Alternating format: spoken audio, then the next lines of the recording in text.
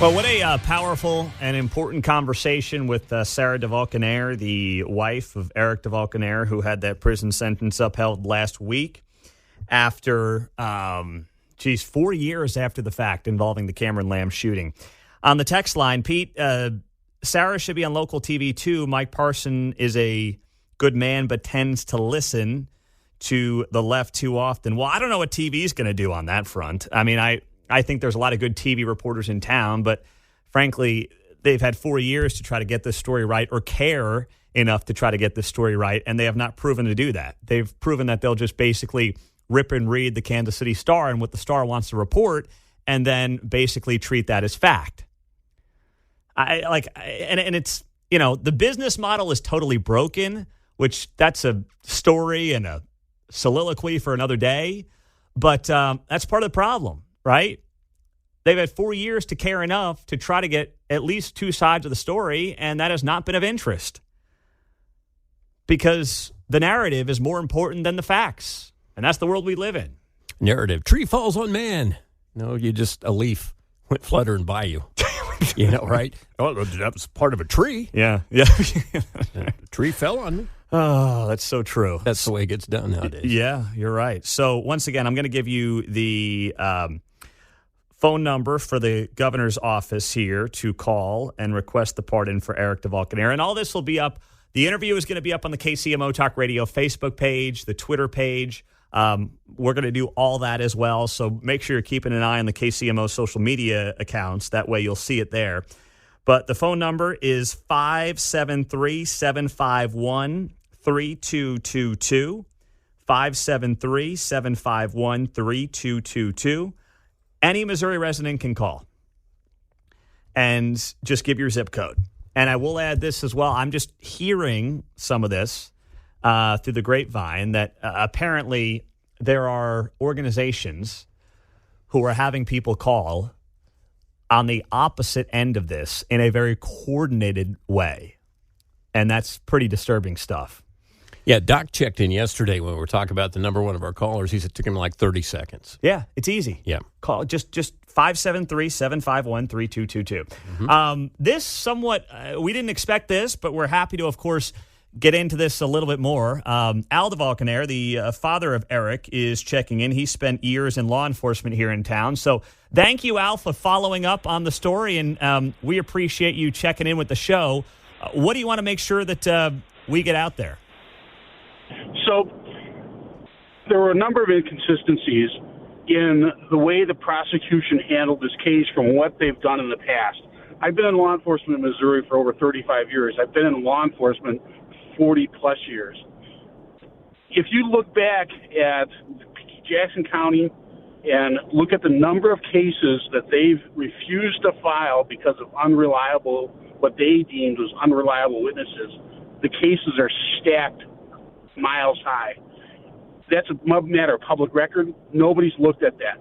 So then they decide they're going to take this woman's word that Eric pointed a gun at her. The first time she mentions that he pointed a gun at her was several months later, after he was already indicted, during a deposition. That's the first time. The second thing is, the first time she mentions that this gun is on the stairs is just prior to trial. Every time she's talked to, she's given a different statement. She's given a different version. And now she's gospel, and all these police officers, the TAC team, the crime scene people, Eric, Troy, all these people are lying, but she's believable. It's inconceivable. Secondly, when we start talking about things being planted, the prosecution they just harped and harped and harped. They tried to impeach their own witnesses, especially the tactical officers that saw the gun from outside the garage, saw it on the floor of the garage or the basement floor, to see it from as they were stacking up to go in. But they're not credible. You take the crime scene people; they harped and harped and harped at trial about the fact that they missed a bullet during a cursory examination of his pockets, and they repeatedly said oh, you found something as small as a dime, but you missed a bullet. Well, and then they implied, the implication was is that somebody from the crime scene unit or somebody from the police department planted that bullet. Well, the reality is it's just a cursory investigation. It's just a cursory examination of his pockets. Usually it's done at a crime scene just to identify the victim. I know this because I spent 6 years in homicide at the Kansas City Police Department. Once they get to the point where they're going to transport the body. Now you got to understand, there's several crime scene investigators there. There's the coroner medical examiners, investigator. There's the transport team. All these people would have had to get together and decide, hey, we're going to enter into a conspiracy to plant evidence, which is just ridiculous. What's important to know is that prior to the body being moved, his body's placed in a body bag. Prior to that body bag being moved, the medical examiner's investigator takes a tamper-proof seal. It's serialized. It's got a number that's embossed into it and seals that bag. The next thing he does, or he or she, is take a picture, a time and date stamp picture saying, to show that bag was sealed and could not have been tampered with. Once that body gets to the morgue, the first thing they do before they open that bag is they examine the seal to make sure it hasn't been tampered with. The second thing they do, they take a time and date stamp photograph to show that body bag has not been opened, to memorialize the fact that it's still intact. Mm-hmm. Now you not only have to have all those crime scene people involved, now you got to have other members of the medical examiner's team. The prosecution knew this, and if they didn't, because these are all professionals, supposedly these are professionals that have worked homicide cases. They knew this, and yet they continued to harp and try to mislead the court that this was planted evidence. You know, they never said that, hey, the scale that Sarah mentioned, that was in his pocket. That's bigger than a dime. That's bigger than the bullet. They never talked about the other change that was in his pockets, the other items, the drugs. They never talked about the fact that not only did they miss the bullet because it's just a cursory investigation or examination of his pockets, they missed a deep well socket. You know how deep, like a deep well socket, which is several times bigger than a bullet. It just that doesn't fit their narrative. Mm-hmm. And that's you took the words right out of my mouth there, Al. It just seems like the prosecution desperately wanted to make the narrative work. And, I mean, it's got to be beyond disturbing for you as someone who gave your life to this city, to law enforcement, having this happen to your son. Oh, it's terrible. I've intentionally not brought that up because when I get into this area, it's hard for me not to get emotional. Mm-hmm. So, yeah, it's terrible. It's terrible for his mom. It's terrible for his brother. I've got a brother up in Wisconsin that two of his children are police officers. He retired from the Milwaukee Police Department.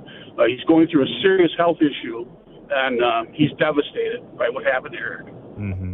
This is terrible. It's just I can't believe it. It's like a nightmare I can't wake up from. I know. And that's just some of the inconsistencies. How can this be fact? Did you know that the meeting where she disclosed that the gun was supposedly on the stairs? You know who was present during that meeting? Who? Who was present was members of the prosecution team and the people that work for the lawyers that are representing the Lamb family. Wow. So this revelation doesn't come in a police facility. It doesn't come in a prosecution's office. Normally, I can't tell you, in 40 years, I've never seen a prosecutor or prosecutor's investigator work hand in hand with someone who's representing a family in a civil action. I mean, Al, thank you so much for sharing this. Please do keep in touch. I mean, that right there, and you using your own career as evidence of this, not seeing that in 40 years is beyond disturbing. I mean, that is just, gosh. Thank you, Al. And then people say, well, he was indicted by a grand jury, and this has been said before. You've had Brad Lemon on the grand jury it needs to be revamped in this state and across the nation, because the grand jury is an adversarial. They have to, like Eric had to respond to that grand jury subpoena. He answered questions truthfully, but he's not allowed to have be represented by counsel. His only chance to say is to try to invoke the Fifth Amendment. But he knew what he was doing was right, and what he did was right. So he answered their questions. It's slanted. No representative of the person being accused is there to hear how that prosecutor slants that evidence. What they're being told. I think if those grand jurors heard what they heard today, or heard what Sarah had to say, I think it would have been a different outcome. I personally have talked to prosecutors at multiple levels from across this state, that I've known from my entire career, some of which were prior some of which had worked in the Jackson County Prosecutor's Office. Yeah, they couldn't believe that Eric was being charged. They couldn't believe that Eric was going through this. Well, Al, we're going to do what we can on our end, and we appreciate you sharing that with us here on KCMO. Thank you. You bet. That is Al DeValkenaere, the father of Eric. Spent a lifetime in law enforcement himself on KCMO, now on FM at 95.7.